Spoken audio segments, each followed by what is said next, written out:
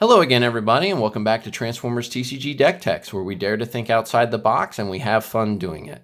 My name is Jimmy, and we're going to talk about Devastator today. Devastator was just released yesterday, and I've already played several games with different versions of the deck, and I just thought that I would post a video to show you guys what my findings were. But regardless of which version of the deck you end up playing, you're going to have fun with this deck. There's going to be plenty of content about this character. He was a fan favorite from back in the G1 days. He was the first combiner. So, he kind of holds a special place with a lot of people. But, you're going to see a lot of different versions of this deck online. So, just, pick whichever version you think you'll have the most fun with and, just have a blast with the deck. But we'll go ahead and go into the deck and what I decided to use with Devastator. And first, we're going to look at a card that's not actually part of the battle deck, but it comes in the Devastator box set. And that's this tower card. And it says, use this helper card to track the number of height counters on your tower. This starts in your KO area with one height counter on it. Your cards can add more. The higher your tower, the more powerful Devastator becomes. So, the whole point of this deck is to build this tower. The higher the tower, the more benefits that Devastator will have once he combines. But this is just there to, help you keep track of how tall your tower is. And of course, you can use dice or coins or, life counters or what have you. But, this is just there to help you keep track of how tall your tower is. So we'll go ahead and start looking at the characters. And the first one is going to be their leader, and that is Scrapper. His alt mode ability says, at the start of the game, put your tower tracker into your KO area with a height counter on it. So, in this game, whenever you have a side mechanic that you need to add to the game, one of your characters is going to have an ability like this, just so that you can, add whatever that mechanic is to the game. But Scrapper's bot mode ability is by far the most important ability on any of your Constructicons. And it reads, when this or one of your other Constructicons is KO'd, while this is on the battlefield or in your KO area, put a height counter on your tower. So Scrapper is going to be the most efficient way to build your tower. And, with as low health and low armor as our Constructicons have in this deck, they're going to be KO'd quite often. So Scrapper is the Constructicon that's really going to help you build your tower the fastest. The next character that we're going to look at is Mixmaster. And he has an ability on alt mode that's actually printed on all of the Constructicon's alt modes except for Scrapper. But it reads, when this attacks, you may scrap a card from your hand.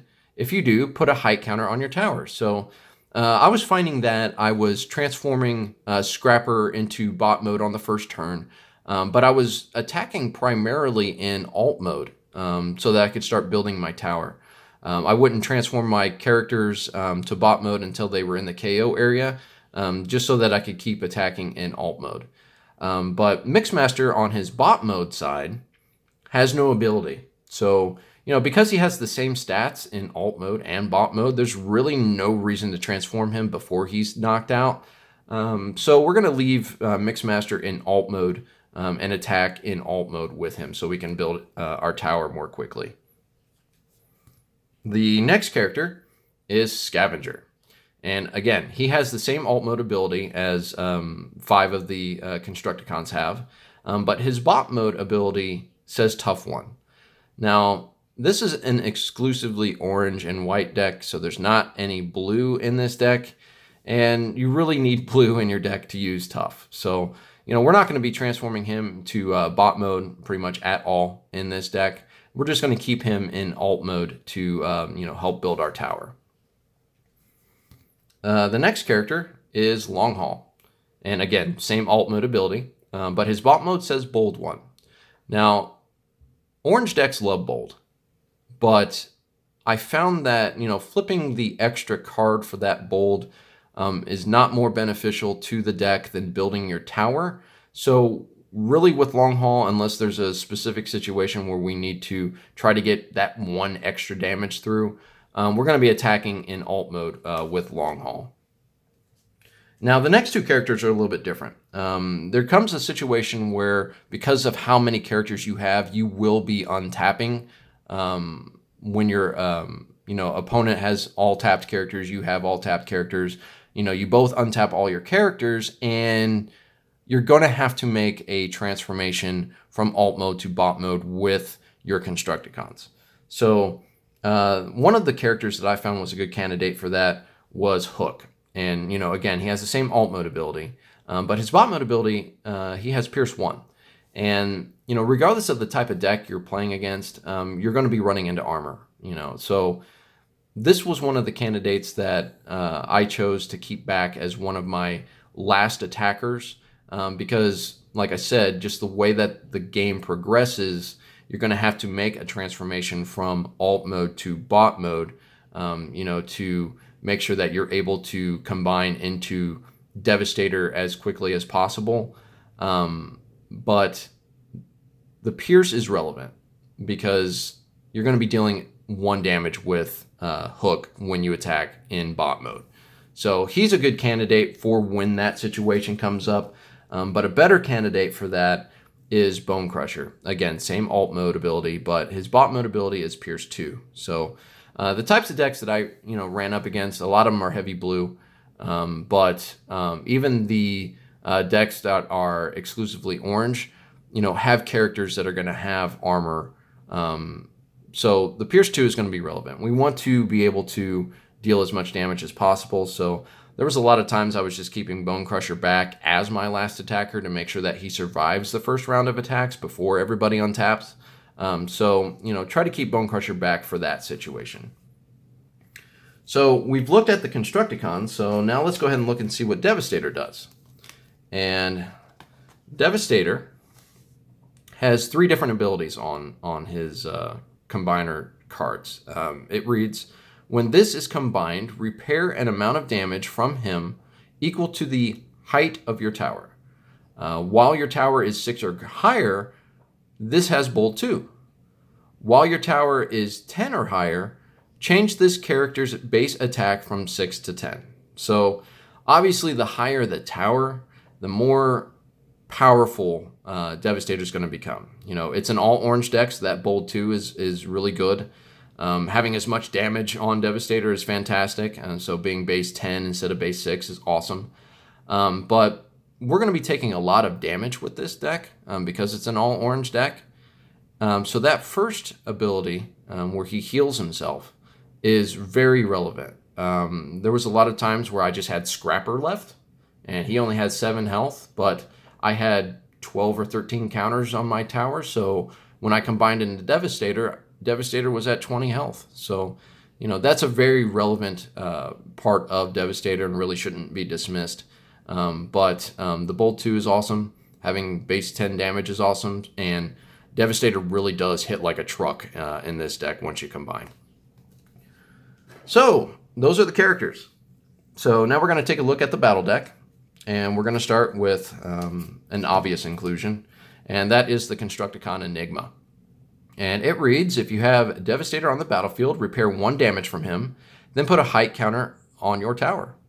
If you have 6 Constructicons in bot mode on the battlefield and or in your KO area, combine them into Devastator Towering Warrior. So unfortunately, the action on this, once you have Devastator combined, is not great. Healing 1 damage from Devastator is really not going to be making that much of an impact. And I found that before you combine into Devastator, you really want to have your tower at 10 or greater, just so you can have that 10 damage on Devastator. And once you're combined, you don't really need to add any additional counters to your tower. But there's a lot of bold in this deck, so with the green icon, we only need 2 copies of Constructicon Enigma. The next card, which is also exclusive to the Devastator box, is Builder's Tools, and it's a utility, and you put on Constructicons only. When the upgraded character attacks, put a height counter on your tower. So this is going to help us build our tower more quickly. The only real problem that I have with this in this deck was there was a lot of times where the only time I played this was if it was the only upgrade in my hand. There's a lot of weapons in this deck, and we want to try to deal as much damage as possible before we combine, or even after we combine, obviously. But There was a lot of times where I would play one of those weapons instead of this card, but because this actually helps us build our tower more quickly, I went ahead and put 3 copies of Builder's Tools in the deck. The next card is Grenade Launcher, and it's a weapon upgrade that gives us +4 damage, and after the upgraded character attacks, scrap this card. Well, we really treat our weapons in this particular deck as one use only anyway, and the reason for that is because of how low the health is of each of our Constructicons, and they have low armor. They're going to be knocked out pretty much, on every attack back. So we're only ever going to get one use out of our weapons anyway, so scrapping this after we attack is really not that big of a deal. So because it gives +4 damage and it has an orange icon, we went ahead and put 3 copies of Grenade Launcher in the deck. The next card is Static Laser of Ironhide.